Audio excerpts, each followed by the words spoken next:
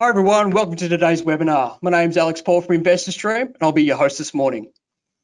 Today we have Kneomedia Limited Executive Chairman and CEO James Kellett, who will be presenting on the company's operational progress, headlined by the recently announced second US $1 million deployment for the company's Connect All Kids Education Initiative, which is rolling out in New York with the National Association of Coloured People and Dell Technologies. Please feel free to send in your questions via the chat platform, in the question pane in the GoToWebinar control panel, or simply email them in, alex@investorstream.com.au. But for now, I'd like to throw it over to James, who's going to kick things off for us. James, the floor is yours. Thank you, Alex, and welcome to all the participants in the webinar. We have people both from Australia and from the US. I'd also like to welcome Frank Lieberman, who is our US Executive Director, who will be available at the end of the webinar to answer your questions in regard to that market. Also on the line is Damien O'Sullivan, our Chief Operating Officer and Head of Product, which will be able to assist you in answering any questions you have about our technology and our content as we go forward. But let me start. We have a lot to cover and we have time constraints, and I know that you all do have time constraints. So I'll quickly summarize and go to the next slide. And one of the most important things that's happened to us more recently in our evolution has, of course, been the deployment in New York City last month to a $2 million NAACP sales opportunity. NAACP is, of course, the National Association for the Advancement of Coloured People and represents probably 50% of the population of the US, not probably, it does. And secondly, in the urban cities, the big cities where we work, whether that's in New York, whether it's in Chicago, Pittsburgh, it represents close to 100% of our market and presents the opportunity that I'm explaining to you today. So the deployment of the first NAACP program was obviously approved and announced more recently, a 3-year AAR paid in advance, which is quite exceptional in these times. Most importantly to recognise is that the original program was for $1 million, but the New York City Council and Department of Education upped it to $2 million because they identified the need, which is a mere drop in the ocean of what's required, and that is the opportunity that I want to speak to you today. These deployments with the Connect All Kids program, which we developed some years ago and have worked for a long time to progress in New York City and are now expanding throughout New York State. And the important thing that in this quick summary on this first slide that I would like everybody to understand is that these programs are now funded. They're funded for education technology, and I'll explain further as we go through the slides what has changed in the last 6 months to bring awareness to the very product and platform that we provide and the collaboration we have with the NAACP, Dell Technology, and more recently, Google Education, which we're now a certified partner. I think one of the most significant things we also achieved through this process was an approved supplier status for New York City Department of Education. And again, I'll elaborate as we go through, but New York City Department of Education is the largest education system in the world. We've previously sold to various districts within New York City Department of Education, but never before have we been able to actually achieve approved supplier status across the whole of New York City Department of Education. I will elaborate, but just to give you an inkling of the size of what we're talking about, their budget is $34 billion per year, of which we're now part of. I think the most important thing, and I want you to take away from today, is that we are now, after years of working to achieve the milestones, achieve the validation, and achieve the credibility that we've now achieved, are in a sales cycle. And Connect All Kids has been the forefront of our revenue driver. If we just drill into New York City for a moment, that is our focus. We have a huge market advantage and established presence there. There's 1.25 million students in New York City alone, 2.6 million students in New York State, and New York State has approved the education budget to meet the inequities in education highlighted by COVID, and I'll speak more about that as we go through, and the need for remote learning. It's very important to recognise that New York State, that education is funded by states, and New York State improved their full education budget despite the other costs that all the states have incurred, as we're well aware of here in Australia and elsewhere, that costs of COVID have certainly paid heavily and will continue to pay a heavy price on economies around the world. But New York State has maintained its education budget with a slight increase, and part of that is the program that we're working with. On the bottom right-hand side is just one of our graphics, which gives you just a quick insight to what we build and what our product is. It's the most important thing is we engage our students. We're always able to engage our students by the context of our programs. We provide immediate and measurable results to our educators. We're curriculum compliant. So we're not just a game to be played in the background. We actually work with education departments. We comply to the various curriculum standards in states and countries for that matter. And out of all that, of course, education builds confidence. The Connect All Kids program is something that we developed, as I said, quite some time ago. It was to address the issue where in the US, education is funded by local council. It's not funded by state. It's not funded federally. Or nationally, the budget for public school education is $1.3 trillion. Of that, only $200 billion, or something like 15%, is funded federally. The rest is funded by what we would call in Australia rates. What they call is land taxes. And if you happen to live in a prosperous area, obviously you pay more taxes. If you live in a less prosperous area or in a project, then obviously there's less land taxes. And as a consequence, the difference in expenditure between students in schools can range from $5,000 up to $30,000. So there's a vast difference. Excuse me for one moment, because I understand we may have an issue with audio. Thank you. Hopefully the audio is working for you. But for the first time, we have recognition of need, we have availability of funding, and we have commitment to solve education inequity for the first time. Previously, one of those elements has been missing. The alignment of these factors, together with the partnerships, the collaboration with the NAACP, Dell Technologies, and now Google, define an incredible opportunity for us.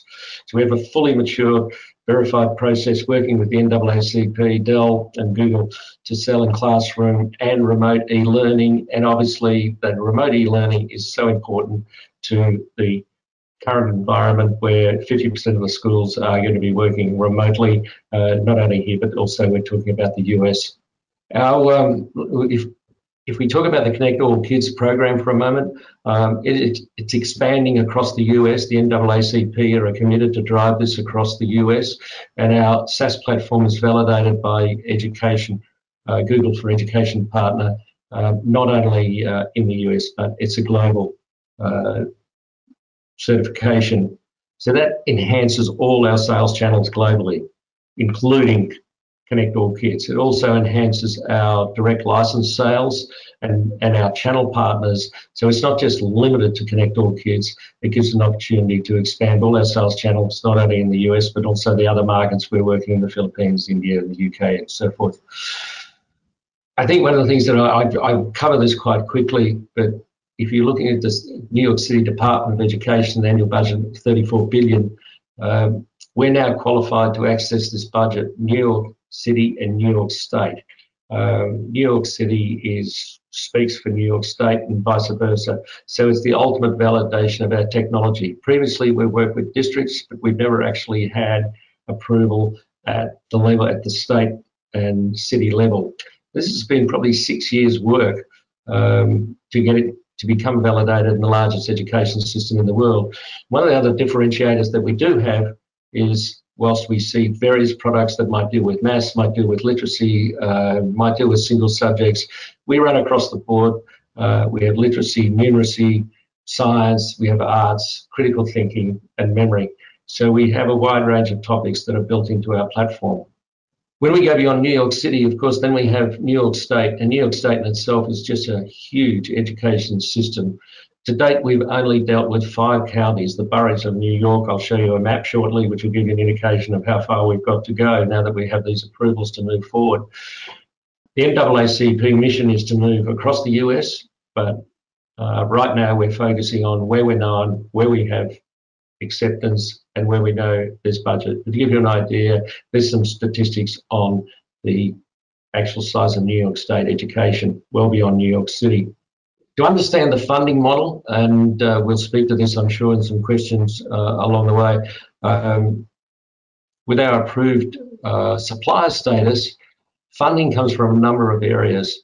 Within each jurisdiction, we have city councillors, we have state assembly members, we have state congress, and of course on top of that then we have direct government education budget.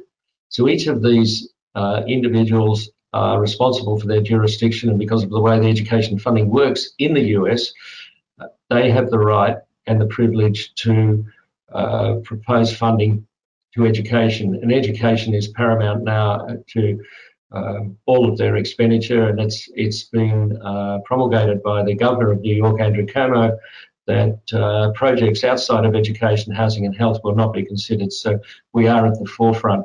It's a very interesting situation where each of the schools district that we've supplied, and we've done that with an incredibly modest number of licenses and Dell Chrome devices, have now created a demand from the adjoining districts and representatives who want equal technology.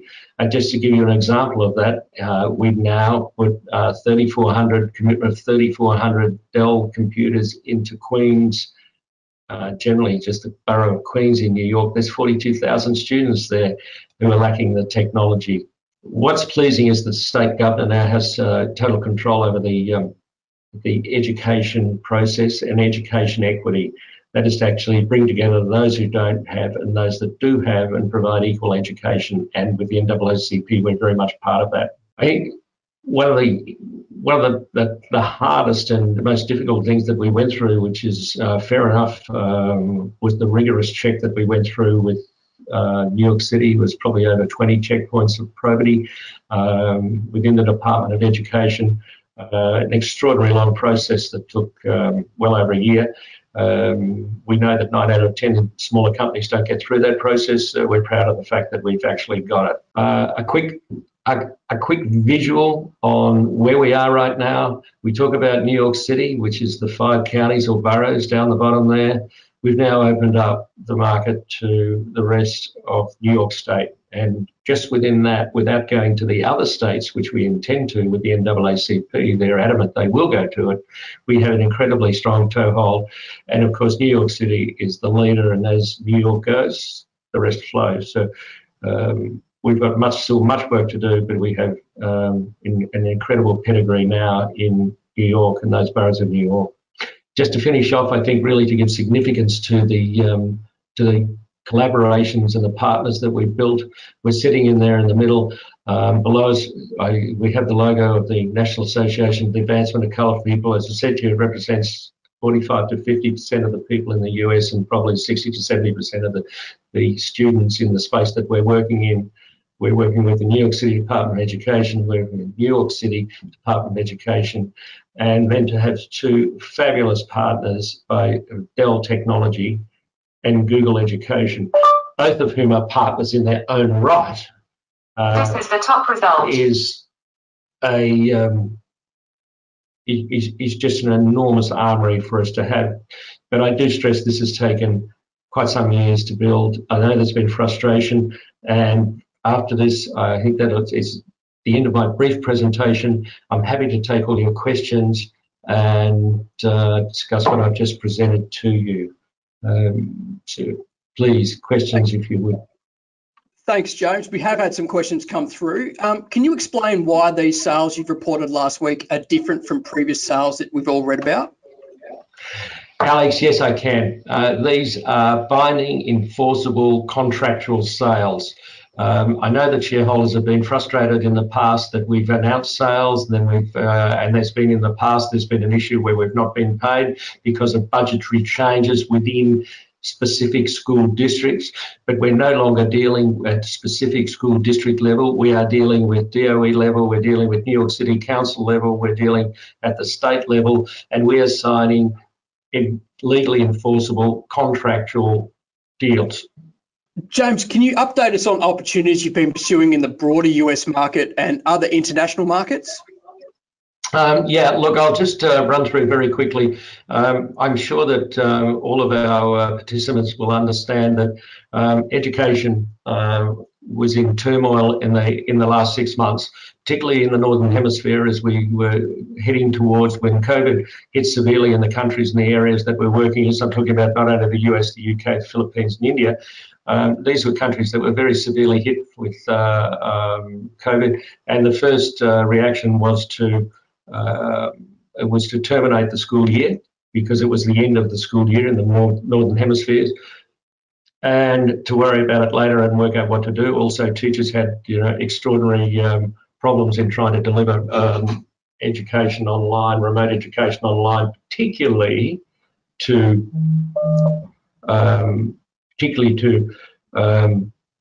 elementary, primary school students. Higher education online has been around for a long time, but with elementary students, it's very hard to focus on them. So there has been an incredible pause in those activities. We would have expected in the states like Florida that we would have completed our pilots and we would have gone into large-scale licensed sales right now as the start of the new school year, but we actually have to pick up and continue on with those licenses. So COVID has caused us a delay. That's reality. It's reality around the world. We've worked towards remote learning to deal with that. We can't dodge it. No one could dodge it. There's nothing else we could do about it, but we have, I think, dressed it extremely well, and being part of Google Education as well on a broader scale helps us immensely. But we're now well positioned, and what we're seeing is the education departments have had the opportunity to take the end of the year plus the summer vacation to regroup, work out what they want, and we're part of what they want. James, can you explain more clearly the government architecture here? We've read about pledges from governors and assemblymen and all these 66 counties. I guess what shareholders are trying to understand is how many sources of revenue are there? Okay, so we're talking specifically about New York City and New York State. And what we have is two primary sources of revenue. One is directly from education department budgets, but other is from elected government officials within both the New York City Council as councillors and also within New York State as congressmen and assemblymen who have discretionary budgets that they can commit to programs of primary importance. And what's come out of the COVID pause is that something like 40% of students in these urban cities did not have access to connectivity, technology, let alone software.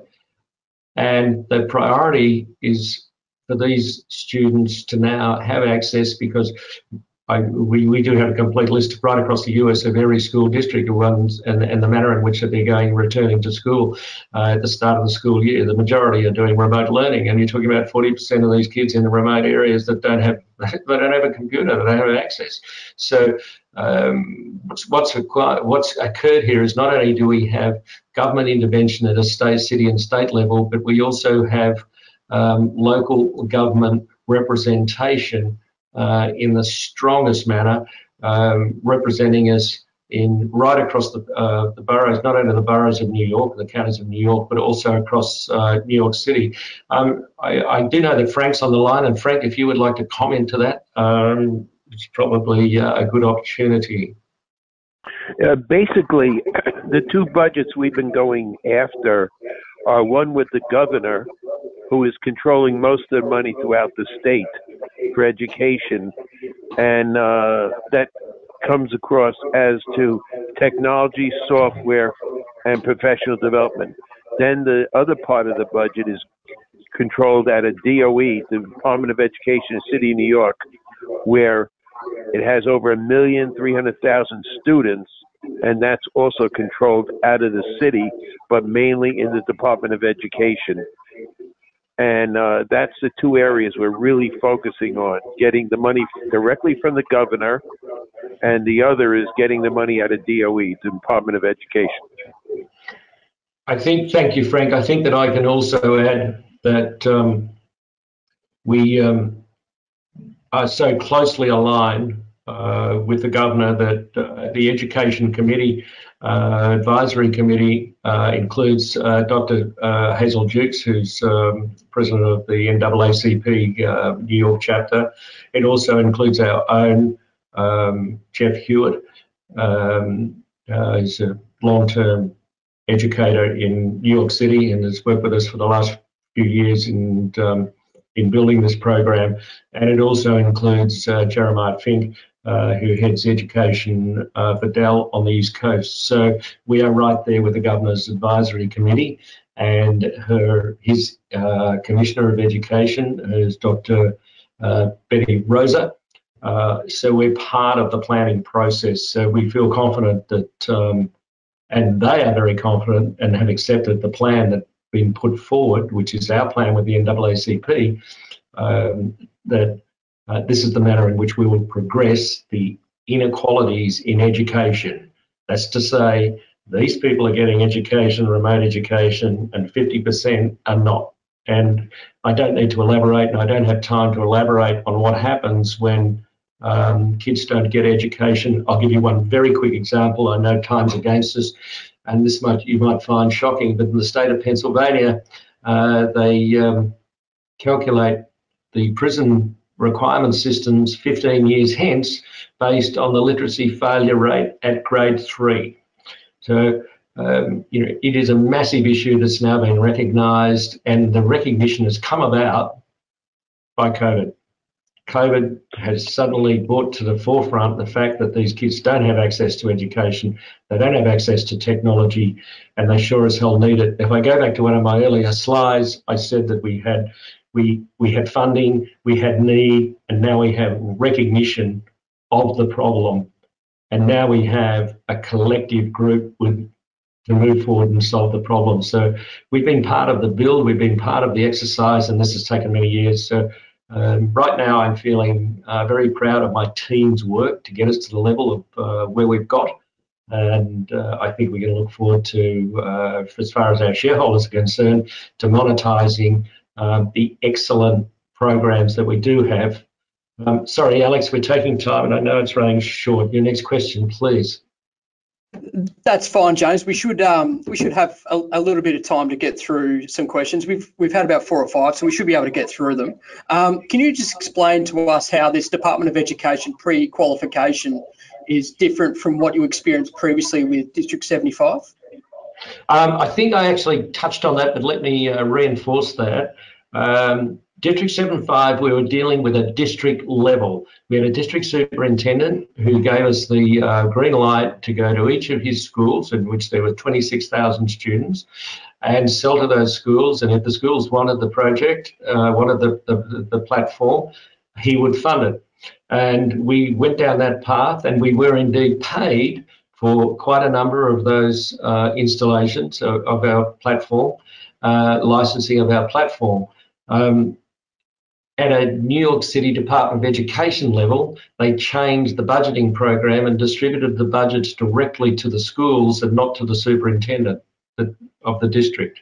As a consequence, when we went back to those schools and said, you've got our platform, we need to be paid, they said, well, I'm sorry, we've spent that on more basic necessities of wages and pencils and the rest of it. The fundamental difference is now we have an enforceable, legally enforceable contract, not with a school district, not with a school, but with the New York City Department of Education.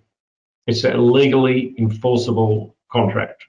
James, it seems that the Neo world content and characters hasn't really changed much over the years. Is there a risk here that it could be seen as outdated?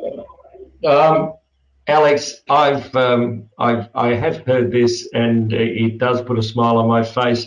I'm actually going to pass this to Damien O'Sullivan, our COO, and our head of product, who will, I'm sure, enlighten you in the short time we have available to let you know what we're doing.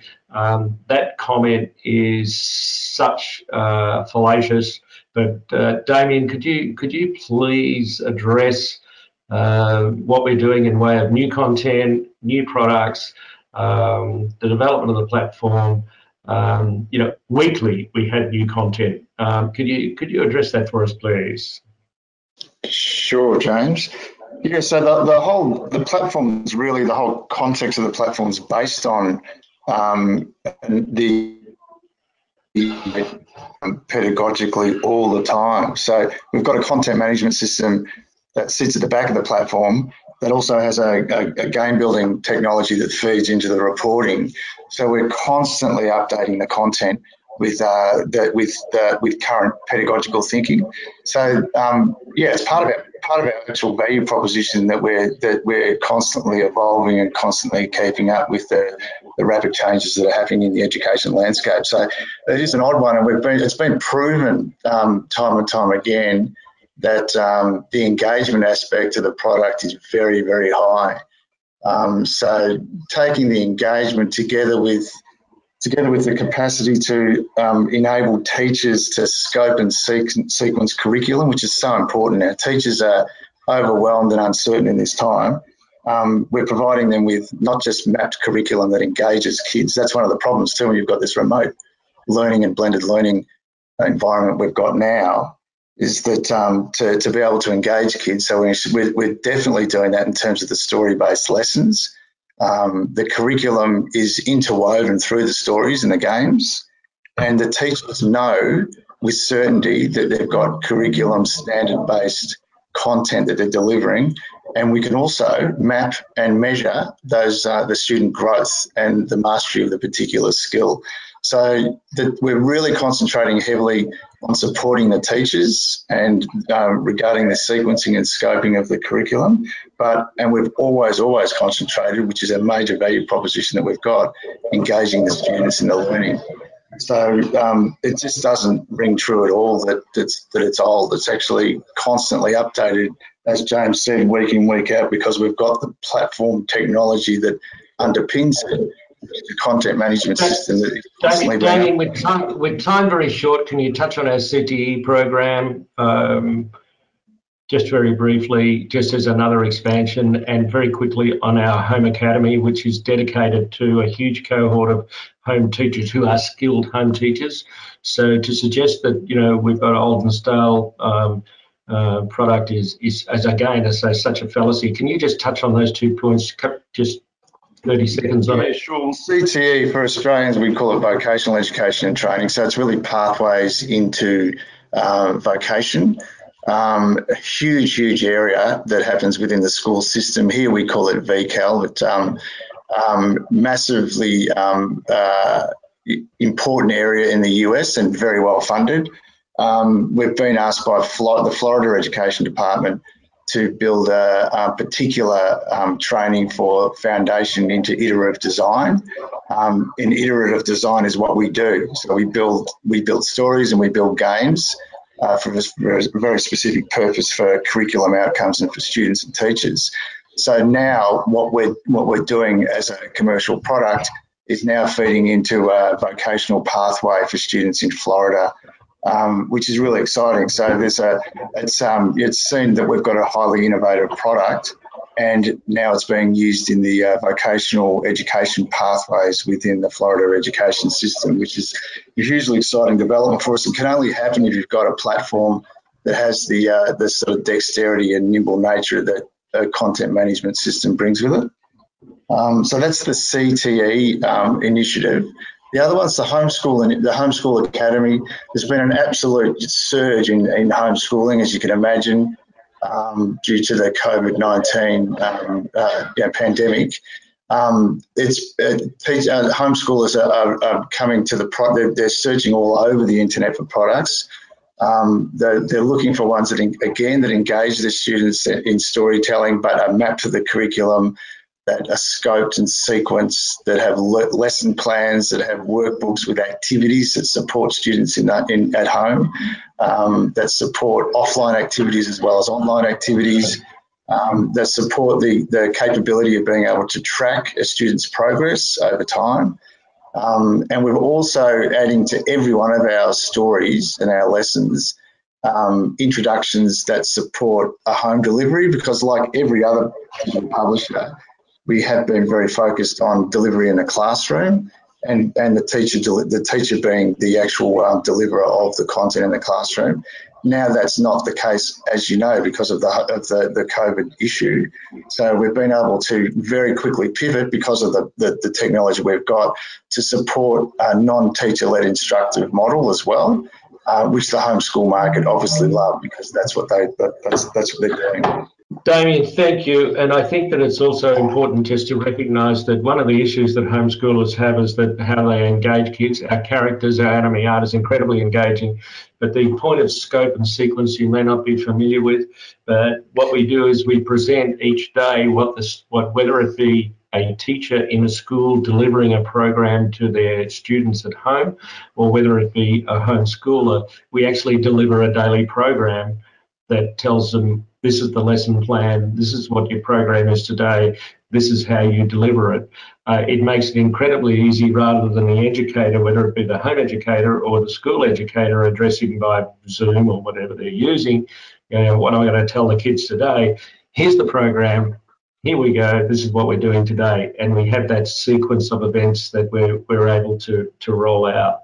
Yeah, thanks for that, James, because teachers are struggling like everyone else in these uncertain times, and a lot of teachers have had no familiarity at all with delivering online, and so to give them a sequence of learning and to really sort of to step them through the approach of how to use the content and how to get students actively engaged in the curriculum.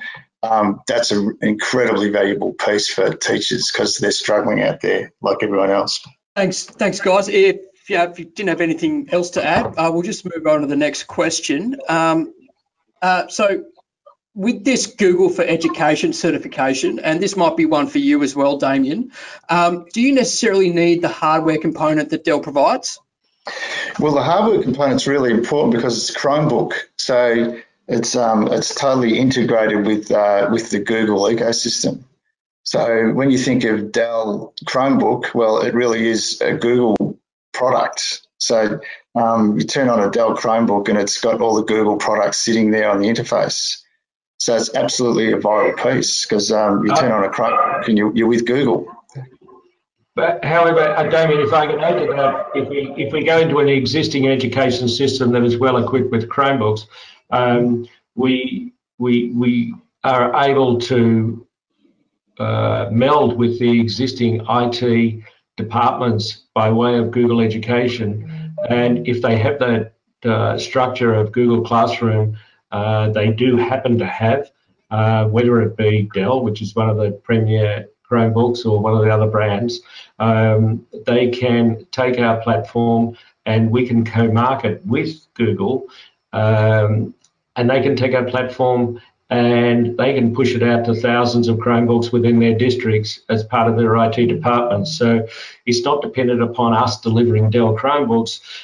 In many instances, they don't have the technology, but where they do have the devices, they have the Chromebooks, we can simply join up with their IT department, and they can push us out to their to the devices that all the students have, which gives the same single sign-on. The moment that they open up their Chromebook, they lift the lid. There's a number of online platforms that the school has approved, and there will be NeoWorld as well. Alex? Just to add to that, James, yeah, so it's not really device specific either, because as James was saying, like Google, they command 60% of the market in education.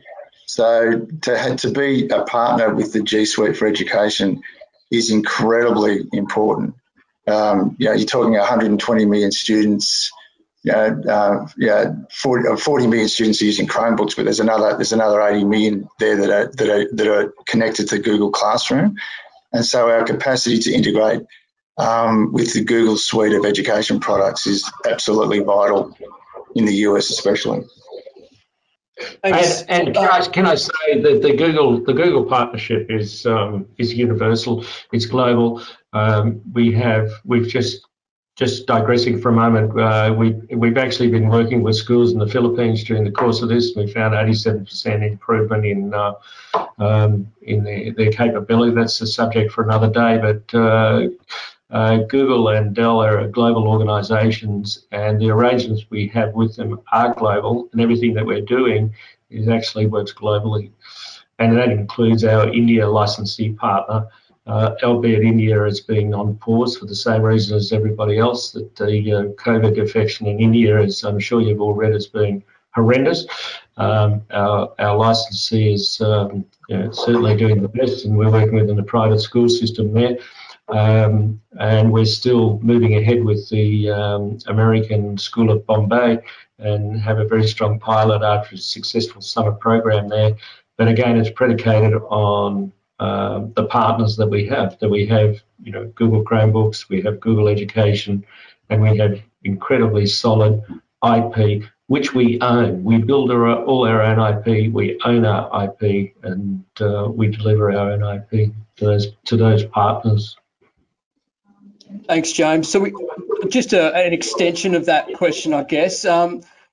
Is Google for Education also a payment gateway or just accessibility of the technology? And how are you marketing this to schools to drive greater sales? Okay, so no, we're not a common app that you buy through the App Store and it's a small product and you pay $5. That is not our model. Certainly, you'll see very shortly an iOS and Android gateway app, and it's the same app, Alex, that you would see when you go to your bank. It's a gateway. It's not a self-contained app that gives you all your information offline. It's quite simply, it's an app that gives you quick access into your banking system or into your, more relevantly, into your online broker platform. So yeah, we're providing that, but this is really a universal application. There's no difference between the US, the UK, the Philippines, India. Whilst we have different URLs and we have different setups in each, it's a universal solution, universal application. Now, as to how we monetize, we remain a B2B business, that we will still deal we're not interested in dealing with one-on-one consumers. That's not our model. We're interested in dealing with states and districts that have thousands of students, hundreds of thousands of students. If you look at the case of New York City, that's our business. Our business to monetize is dealing with very large volume and on a contractual basis, which will give us also an annual recurring revenue. Thanks, James. We've had this question come through quite a lot. I think we've had a number of shareholders have put this one through. Do you see in the future that the outstanding payments will be made? And can you provide us a time frame from when you expect those payments to be made? Okay, I think we're probably, if I kind of unwrap this, Alex, I think that we're probably talking about two situations. One we touched on earlier, which was District 75. And that's where we were dealing with a district and not the Department of Education. I think that we'll, may I say, revisit District 75 under the full banner and approval of the New York City Department of Education, and we would look to make some recovery in that respect. However, within our accounts, as everybody knows, we did write that off because of what I explained earlier in the in our discussion. So that one is doubtful.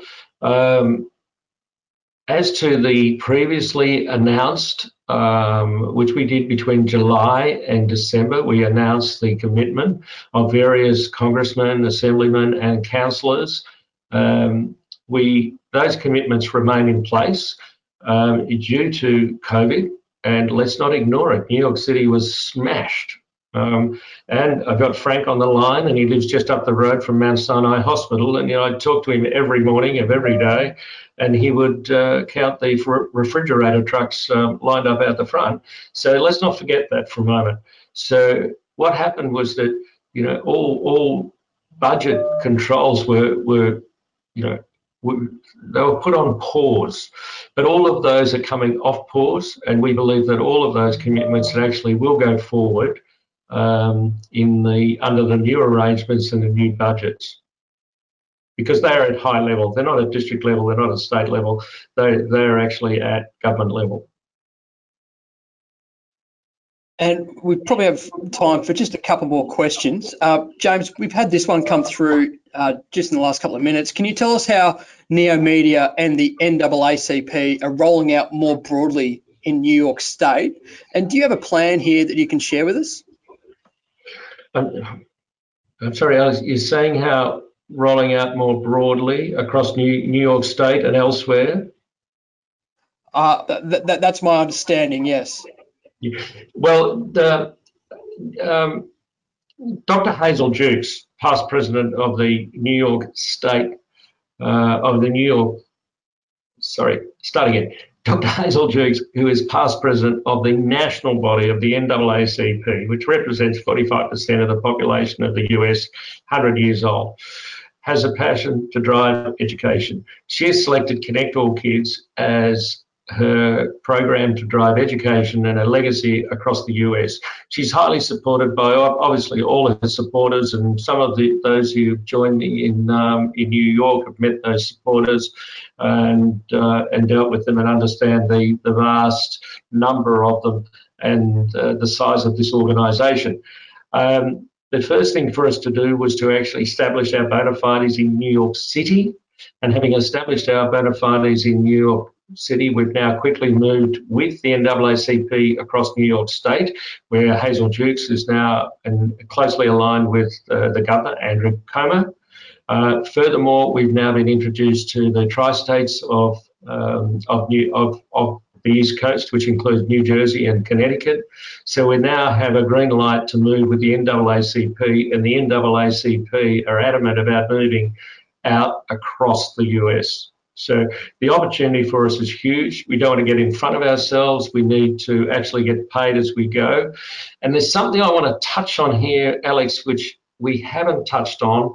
One of the issues in dealing with education in the US is that the time lag for payment is incredibly long. It's a long cycle. It's a long cycle to approval. We've experienced that, and it can be quite a long cycle to payment. But if I can leave you with one most important message, and I know times are Guinness, is that we're now part of the Dell and Google environment. So as we go forward with the NAACP programs, and it may take various state governments and bodies 6 or 8 months to actually pay the NAACP, who will pay, not in this instance, by the way, we're about to be paid for our last one, but it may take them 6 to 8 months to pay, and that's the way the process works. We're now part of the Dell ecosystem, so that we're an SKU within Dell and Google. So as we go to a new deployment, we simply invoice Dell and we get paid quite promptly in normal commercial terms. And I think that answers one of the big questions that all our investors have. Do you have to wait 6 or 8 or 10 months for your money every time? And that is the fundamental difference of the arrangements that we now have between our 3 key partners, NAACP, Dell and Google. Thanks very much, James. Look, that's all the time we've had for today. Thanks, everyone, for joining me. I'd also like to thank James for presenting and taking the time to answer some questions. Also, fantastic to have Damien and Frank on the line as well to deal with their more their specialty topics. Now, as I mentioned before, a recording of the webinar will be on the Kneomedia website later today.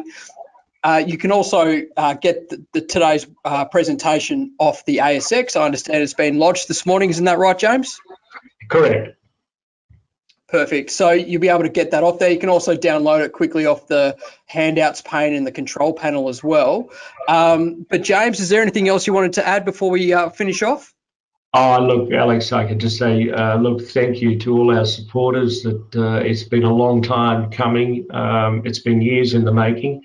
I think if we'd started this in the US, we probably would have gone to Silicon Valley and said we need $100 million in 10 years to get this over the line.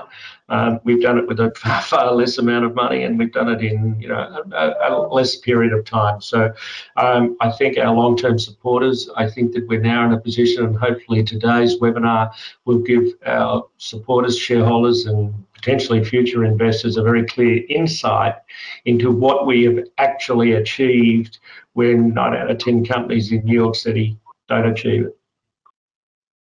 Thanks very much, James. Now, I understand if you have any further questions, feel free to send them through to me, alex@investorstream.com.au, and I can send them on to James for a response. So, or Alex, if I can say alternatively, I think most of our shareholders and investors know that my mobile phone and my email are public, and I welcome comments and conversations from all our supporters. Fantastic. Look, again, really appreciate you taking the time to present and to answer some questions as well, James. So thanks very much for doing that, and thanks for everyone else for joining me. Like I said, any other questions, feel free to send them through. Otherwise, have a good afternoon, and we'll speak soon. Thank you very much, Alex. Thank you. Thank you to all Thank of you, the Alex. participants online. Thank you.